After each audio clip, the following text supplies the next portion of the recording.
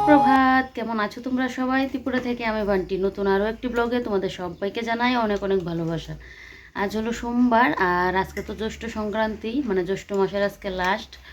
তো এদিকে আজকের দিনে তো আবার নাকি আম, কাঁঠাল, খই, মুড়ি ওগুলো খেতে লাগে। তো ঘুম থেকে উঠে এদিকে ইষ্টপতিটা করে চলে আসলাম এই ঘরে এসে তো এদিকে টিফিনে তোড়জোড় করলাম। কালকে তো কাঁঠালটাকে ছাড়িয়ে রাখা হয়েছে, তো আজকে এখন কাঁঠালটাকে আমি চেলে নিলাম। তারপর তো ওদিকে তোমাদের এই কাঁঠালটা চেলে এখন আসলাম তোমাদের সাথে কথা বলতে। তো তোমাদের দাদাভাই ওইদিকে ঘুম থেকে উঠলো, ব্রাশ টাশ করলো, এবারে টিফিনটা দেবো। আর এদিকে জ্যৈষ্ঠ সংক্রান্তি বলে তো আজকে কি করলাম যে সকাল সকাল তোমাদের দাদাভাই বলছে ভাত খাবে না, ওই আম কাঁঠাল মুড়ি খেয়ে তো খিদে থাকবে না সকালবেলায়, তো বলছে ভাত খাবে না দুপুরে আবার। তো তাই জন্য আমি ভাবলাম যে যেহেতু সংক্রান্তি সকাল সকালে একটু পুজোটা দিতে পারলে ভালো হবে। তাই জন্য সকালে টিফিনটা করে তারপর ঘরদোরগুলো গুছিয়ে স্নান করে এসে কিন্তু আগে পুজোটা দিয়ে নেব। সবসময় তো পুজোটা আমার 1-1:30 বেজে যায়, আজকেও যদি রান্না করি সে 1:30 বেজে যাবে, সংক্রান্তির দিন বলে কথা। তো তাই জন্য একটু ইচ্ছে হচ্ছে সকাল সকাল পুজোটা দেওয়ার, তাই জন্য টিফিনটা করে নিই, তারপর ঘরদোরগুলো গুছিয়ে তারপর কিন্তু চলে যাব আমি স্নানে। এসে পুজোটা দিয়ে দিতে পারলে বেশ। কালকে থেকে আবার আষাঢ় মাস, এবারে জ্যৈষ্ঠ মাসের মানে জ্যৈষ্ঠ মাসটা যে কীভাবে কেটে গেল যেন। আর জ্যৈষ্ঠ মাস তো মল মাস ছিল, আর কালকে থেকে আবার আষাঢ় মাস। এবার না বৈশাখ মাসে আমার দেওয়ার কথা ছিল বিপত্তারিণী মায়ের পুজো, তো বিপত্তারিণী পুজোটা তো দিতে পারিনি। তো দেখি এবার আষাঢ় মাসে দিতে পারি কি না। জ্যৈষ্ঠ মাস তো মল মাস, মল মাসে পুজো টুজো দেওয়া যায় না। তো দেখি আষাঢ় মাসে তো এমনিও বিপত্তারিণী পুজো আছে, ওগুলোও দিতে পারি কি না, মায়ের কি ইচ্ছে হয়। মায়ের ইচ্ছে না হলে তো আবার দিতেও পারবো না। জ্যৈষ্ঠ মাস মল মাস, অনেকে দেখি আবার অনেক পুজোও করে, জানি না এটা কীভাবে করে। এমনি তো না হলে মল মাসে নাকি কোনো পুজো টুজো হয় না। আবার অনেকে দেখি যে জ্যৈষ্ঠ মাসে লোকনাথ পুজো, তো এটা তো হয়েছে 19শে জ্যৈষ্ঠ, বুঝতে পারি না কেন এরকম। যাই হোক চলো এবারে তোমাদের দাদাভাইকেও টিফিনটা দিই। আর আমি এদিকে কাঁঠালটা চলে এসে এখানে বসলাম যে না তোমাদের সাথে বসে একটু কথা বলি। আর সকালবেলা ঘুম থেকে উঠেই দেখছি উঠোনটা ভিজা, তো তার মানে কি কালকে মনে হয় বৃষ্টি হয়েছে। কখন হয়েছে আমি জানি না, মনে হয় ভোরবেলার দিকে হয়েছে, একদম পুরো ভিজে ভিজে মানে জল দেখা যাচ্ছে। চলো চলো হ্যাঁ এবারে টিফিনটা করি, তোমাদের দাদাভাইকেও টিফিনটা দিই।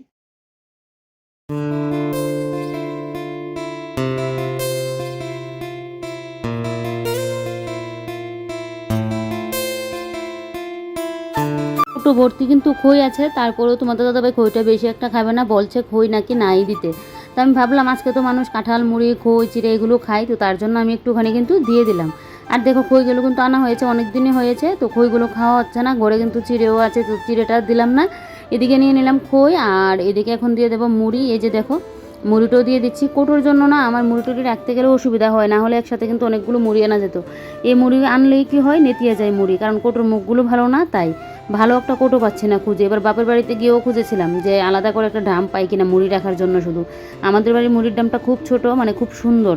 আগের যে দুধের কোটোগুলো হতো এরকম মানে ড্রাম খুব সুন্দর, কিন্তু ইয়েগুলো জানি না তোমাদের সাথে শেয়ার করেছি কিনা, না হয় নেক্সট টাইম শেয়ার করবো আবার যদি যাই বাপের বাড়িতে। এগুলো প্লাস্টিকের ড্রাম, খুব ভালো, ছোট্টখাট্টোর মধ্যে খুব সুন্দর, এরকম দাম পেলে খুব ভালো হতো।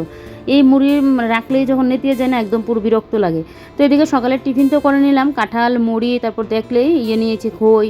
তো এগুলো দিয়ে সকালের টিফিন খাওয়া হয়েছে। তোমার দাদাভাই বলছে আজকে ভাত টাত খাবে না, ওই যে সকালের টিফিন খেলো তো, আর এমনিতে তো না হয় চা বিস্কিট খাওয়া হয়, তাহলে আমরা ভাতটা খাই। আর জানো আমরা ভাতটা খেলেই যেন আমাদের সুবিধা হয়, কিন্তু আজকে কাঁঠাল মুড়ি খেয়ে বলছে সকালের ভাত খাবে না। তো আমি আবার প্ল্যানটা একটু চেঞ্জ করে নিয়েছি। প্ল্যান চেঞ্জ বলতে এটা আমার আগে থেকে মাথায় ছিল, যদি মানে খেতো তাহলে তো ঝটপট করে স্নান টান করে এসে আগে আমার রান্নাটা করে দিতে হতো। তো যেহেতু বলে যে খাবে না, তো ভাবলাম যে না আজকে তো এমনি তো সংক্রান্তি, তো স্নান টান করে এসে পুজো টুজো দিয়ে তারপরে না হয় রান্নাবান্না বসাবো, সে তো খাওয়া হতো, তারপর দুপুরের খাওয়া তাই। তো এদিকে কালকের বাসনকুসনও ছিল, আর কাঁঠালের বাসন পড়েছে, তো কাঁঠালের বাসনকুসন ধুয়ে নিলে ভালো, না হলে দেখবে কাঁঠালের মানে কাঁঠাল থেকে কাঁঠালের কুশগুলো ছাড়াতে গেলেই দেখবে মাঝে এসে কোথায় থেকে যে হাজির হয়ে যায়, মানে নিমন্ত্রণও করতে হয় না, এমনিতে হাজির হয়ে যায়। তো তার জন্য আগে কী করলাম, কাঁঠালের বাসনকুসন যা পড়েছে সবগুলো ধুয়ে নিয়েছি। আর এদিকে এবারে রান্নাঘরের কাজগুলো টুক করে শেষ করে নিচ্ছি, যেহেতু আমি স্নান টান করে পুজো দিয়ে এসে রান্না বসাবো। তো স্নান করার পর দেখবে এই কাজগুলো করতে কিন্তু ভালো লাগবে না, আরও বিশেষ করে রান্নাঘর থেকে ছুটি না, মানে দুপুরে তো রান্না করবোই, মানে সকালের দিক থেকে তো ছুটি, রান্নাবান্না না করলেও হবে, যেহেতু সকালে ভাত খাওয়া হবে না, তাই দুপুরে রান্না আমি আস্তে ধীরে করতে পারবো। তার উপর আজকে কিন্তু আমাদের নিরামিষ, জ্যৈষ্ঠ মাসে সংক্রান্তির দিনকে আমাদের নিরামিষ কিন্তু খেতে হয়। তো এদিকে দেখো তাই জন্য আগে রান্নাঘরের কাজগুলো করে নিচ্ছি, আর ওই ঘরের কাজটাও শেষ করে একদম ঘর দৌড় মুছে সংক্রান্তি যেহেতু, তারপরে কিন্তু আমি স্নানে যাব। তো এখন কিন্তু বেশ আমার অনেকগুলো কাজ, যদি সকালবেলা এখন রান্না করতে হতো তাহলে কিন্তু আমার একদম পুরো ঝামেলা লেগে যেত, কোনটা করবো কোনটা না। তবে এই কাজগুলো এখন করতে পারতাম না যদি সকালে রান্নাবান্নার তোড়জোড় থাকতো, তাহলে ওই ঘর দুটো মুছে আমি স্নান করে এসে পুজোটা দিয়ে রান্নাটা মানে বসিয়ে দিতাম। আর কি বলতো, স্নান করে এসে যে রান্নার মধ্যে ঢুকে যাব আবার পরে ড্রেসটা চেঞ্জ করে পুজো দেবো, আমার ওইটা ভালো লাগে না। আমার স্নান করে নিলাম তো এবার এই মুহূর্তে পুজো দিতে লাগবে, যার জন্য আমি কিন্তু লেট করে আমি পুজোটা দিই। একদম সংসারের সমস্ত কাজকর্ম শেষ করে পুজো দিতে বসি, তাহলে দেখবে আমার আস্তে ধীরে করে পুজোটা দিলেও যেন আমার কোনো অসুবিধা হয় না। না হলে সকালবেলায় 5 মিনিটের মধ্যে পুজো কমপ্লিট করা, তারপর রান্না করে দৌড়ে আসা, এটা হলে আমার মানে শরীরেই দেবে না, আমারই অসুবিধা হয়ে যাবে। আর এদিকে দেখো এবারে কটুকাটিগুলো তো মুছে নিয়েছি, নিয়ে এদিকে দেখো এবারে ফিল্টার থেকে জলগুলো ভর্তি করে নিচ্ছি। এখানে 2-3টা বোতল আছে, তো 2-3টা বোতলই আগে এখন ভর্তি করে নিচ্ছি। তোমার দাদাভাইয়ের দোকানের বোতল, আমার ঘরের বোতল। আর যেহেতু এখন গরমকাল, জলটা কিন্তু প্রচণ্ড পরিমাণে লাগছে, গরমকাল যেহেতু তাই। তো ফ্রিজের মধ্যেও জল দিয়ে রাখি, তারপর আবার তোমার দাদাভাই দোকানে ওই এখন 2টা বোতল দিলে আবারও দেখবে দুপুরবেলায় আবারও নিবে, তো তাই জন্য তো ইয়ে করে মানে রাখতে লাগে। আর এখন তো ঠান্ডা জল ছাড়া যেন চলেই না, জানো তো প্রচণ্ড পরিমাণে গরম দেয় তো তাই। আর হাতগুলোর দিকে তাকিয়ে আছি, একটা একটা করে আমার হাতের নখ সব যেন ভেঙে যাচ্ছে, তাই আবার হাতটার দিকে একটু তাকিয়ে আছি। মানে নখগুলো যখন বড় থাকে বেয়ের জন্য ভালো লাগছে, মানে ভালো লাগতো, আর এখন হাত পায়ের নখ পুরো একটা একটা করে ভেঙেই যাচ্ছে। তো এদিকে দেখো এবার এই যে 3টা জলের বোতলেই কিন্তু আমার ভর্তি করা হয়ে গেছে। তো এবারে তোমাদের দাদা বোতলগুলো বাইরে রেখে বাদ বাকি যে বোতল ইয়ে করলাম, আগেও বোতল পুরানো ছিল, তো এগুলো এখন ফ্রিজের মধ্যে দিয়ে রাখছি, কারণ ফ্রিজে এখন জল না হলে চলেই না, কারণ দুপুরের দিকে যা পরিমাণে গরম পড়ে তখন তো গরম জল ছাড়া চলেই না। তো এদিকে দেখো এবার ফ্রিজের মধ্যে জলটা রেখে এবারে ফ্রিজটা একটু মুছে দিচ্ছি, যেহেতু আমার খোলামেলা থাকে ফ্রিজটা, তো তার জন্য আমার ফ্রিজটা কিন্তু মুছে পরিষ্কার করে এরকমভাবে রাখতে লাগে। খোলামেলা থাকলে দেখবে ধুলোটাও বেশি পড়ে, আর কাবার করানো থাকলে তো শুধু কাবারটা মুছে নিলে কিন্তু হয়ে যেত। তারপর আর কি ফ্রিজটা মুছে এদিকে এবার আমি কিন্তু ওই বসার যে আমাদের টুলগুলো, এই টুলগুলো মুছে দিচ্ছি। এগুলো অনেক দিন হয়েছে, এগুলো যে মোছা হচ্ছে না।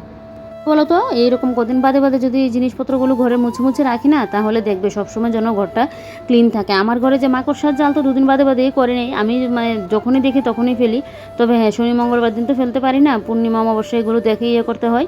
তো কী করি, ওই চোখে পড়লে তো ফেলে দিই, আর না হলে দেখবে ওই মাকড়সা করে নিই, মাকড়সা তো 2 দিনও যায় না। না হলে আমার ঘরে কিন্তু তোমরা ওই ধুলোবালির ইয়েটা বা একটু মানে নোংরা হয়ে আছে এই জিনিসটা কিন্তু কমই দেখবে, যেহেতু সবসময় পরিষ্কার করে রাখি। তো পরিষ্কার করতে গেলেও তো খাটুনি হয় বলো, আমিও 6 মাসে 9 মাসে যে ধরবো এটা আমি করতে পারি না, কারণ 6 মাসে 9 মাসে ধরতে গেলে খাটুনিটাও কিন্তু বেশি হয়। তখন এমনিতে খালি কাপড় দিয়ে মুছে নিলে হয়ে যায় এখন, আর পরে এগুলোকে সার্ফ সাবান দিয়ে ভালো করে পরিষ্কার করতে হয়, তাই জন্য আমি 6-9 মাসে কিন্তু করিও না। আমি প্রত্যেক দিনের কাজ প্রত্যেক দিনই আমি কিন্তু করে রাখি।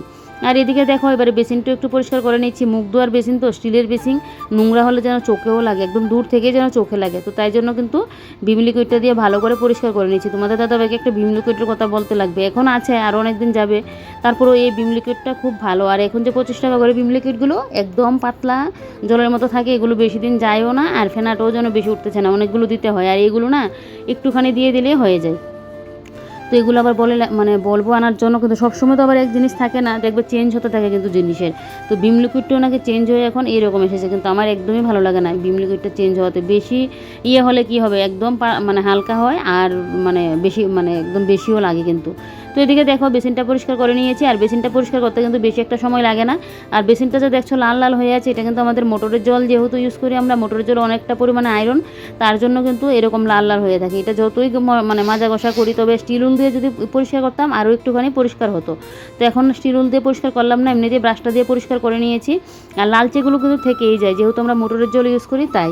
তো এদিকে দেখো এবারে ঘর দোরগুলো মুছে নিচ্ছি। আগে তো ঘর ঝাড় দিয়ে নিয়েছি, এটা তোমাদের সাথে শেয়ার করলাম না। ঘর ঝাড় দিয়ে ঝাড়ুটা এখানে রাখলাম, যেহেতু ওই নিচটাও মুছে নিয়েছি তাই জন্য কিন্তু এখানে রাখলাম। তো এবারে কিন্তু ঝাড়ুটাকে ওই জায়গাটা মুছে, তারপর ওই যে দেখো মুছে আমার হয়ে গেছে, এবারে ঝাড়ুটা এখানে রেখে দিয়েছি। তো এবারে কিন্তু পুরো ঘরটা একদম মুছে নিচ্ছি। আর এদিকে দেখো সিলিন্ডারটা এখানে নিয়ে আসলাম, সিলিন্ডারটাকে এখানে এনে তারপর নিচ থেকে দেখি আবার পেঁয়াজের খোসা আরও কী বেরোলো, কারণ সিলিন্ডার তো সবসময় টানা এক্সট্রা করে এনে আর মুছামাছি হয় না, তাই জন্য।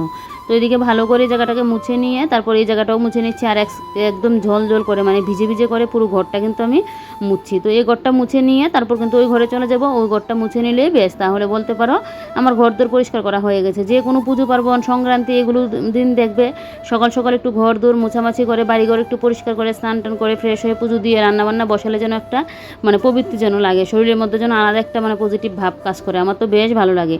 আর এদিকে দেখো এই জায়গাটার মধ্যে জল ঢেলে দিয়েছি, মানে এটার মধ্যে আর আলাদা করে ইয়ে করে মুছলাম না, জলটা ঢেলে দিয়েছি। তারপর তো এই ঘরে চলে আসলাম। এই ঘরে এসে এবারে সোফাগুলোকে ঠিকঠাক করে নিচ্ছি। মাঝখানে সোফাটা ঠিকই আছে, এই কিনারে সোফাটাই ইয়ে হয়ে আছে। মাঝখানের সামনে যেহেতু টেবিলটা থাকে তাই আমাদের জন্য আমাদের বসাটা একটু কমই হয় মাঝে মধ্যে যদি বসি, না হলে ওই সামনের কিনারে এটা আর ওই সাইডের এটা দিয়ে কিন্তু বেশিরভাগ আমাদের মানে বসা হয় এই দুই সাইডের সোফাগুলোর মধ্যে। আর এবারে কিন্তু আমি এখন ঘরটা ঝাড় দিয়ে নেব, সাথে নাইটি ফাইটিগুলো ছিল এগুলো গুছিয়ে নিয়েছি। এগুলো গুছিয়ে নিয়ে এবারে ঘরটা ঝাড় দিয়ে নিচ্ছি। ঘরটা ঝাড় দিয়ে তারপর গিয়ে ঘরটা আমি কিন্তু ভালো করে মুছে নেব। আজকে আমার ফ্যানেলটা কিন্তু শেষ হয়ে গেল, মানে এখন এই ঘরটা মুছলে ফ্যানেলটা শেষ হয়ে যাবে।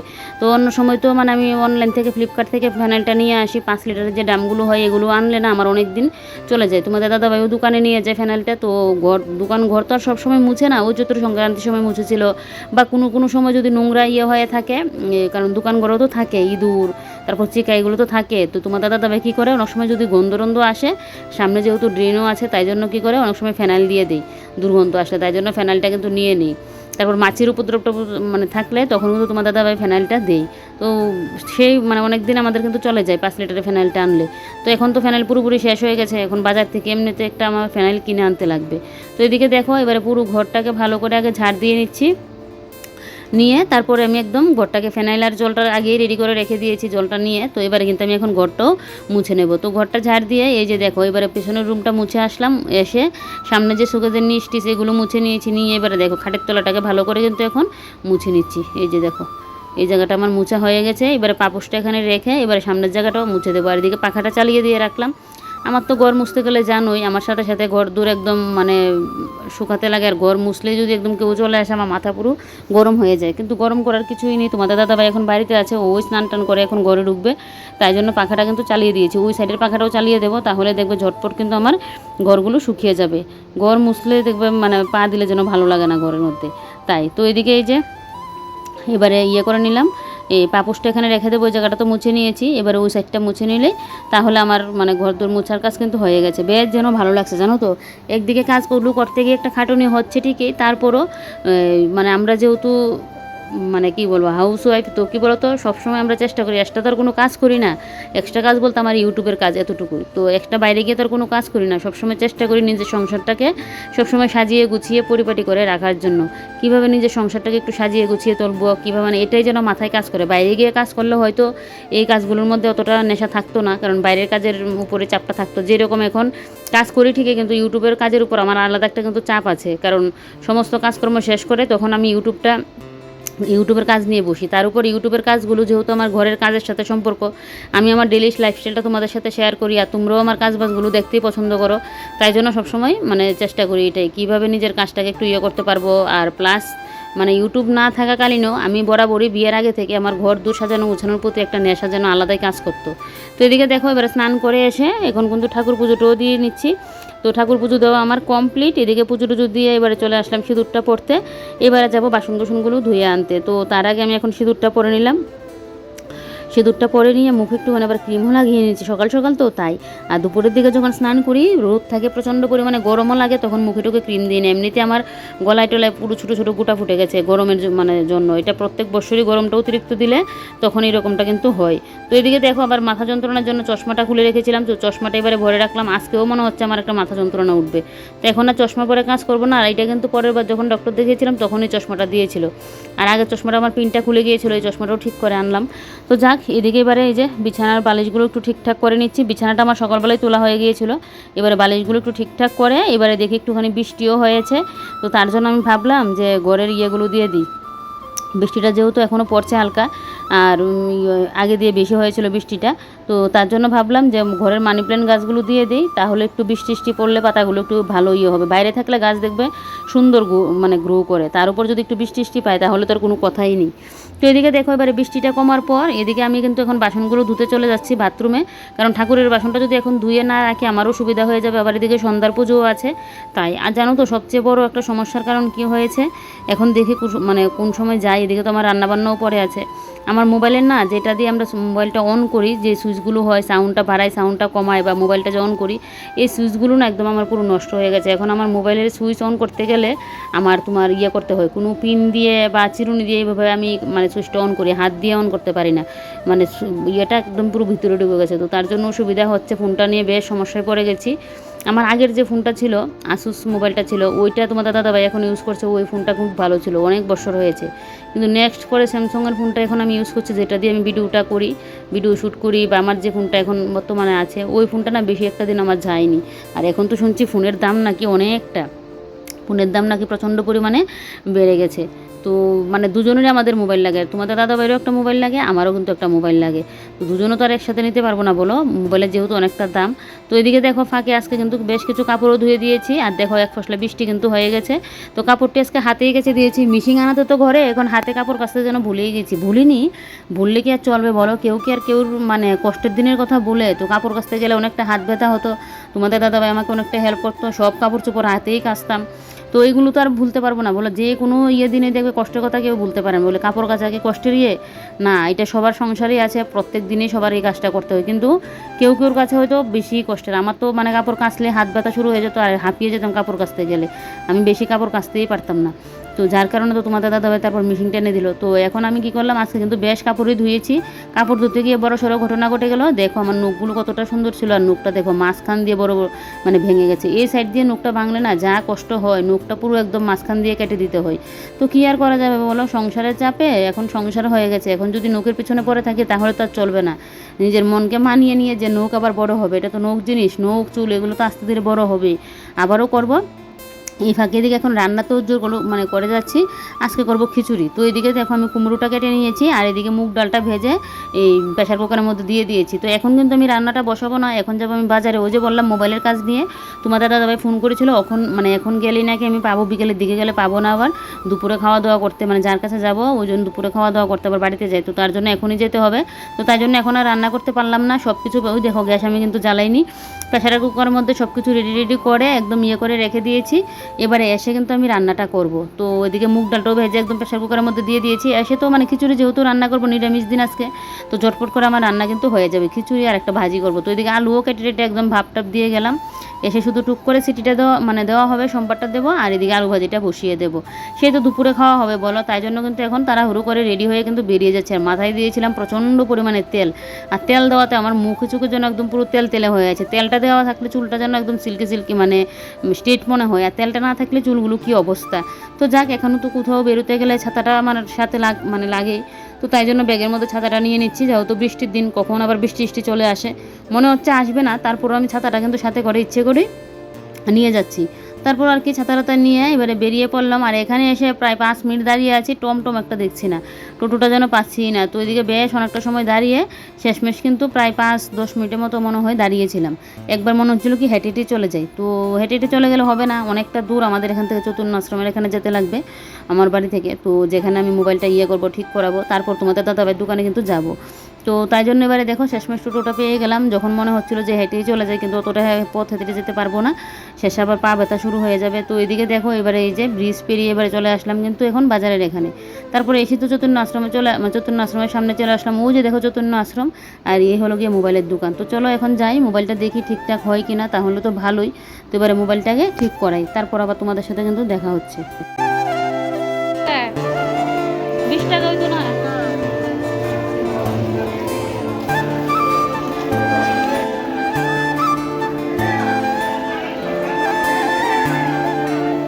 ঘড়িতে বাজে 3:15। এইমাত্র আমি বাড়িতে এখন আসলাম, আর তোমাদের দাদাভাইয়ের দোকানেও মাঝখানে গিয়েছিলাম।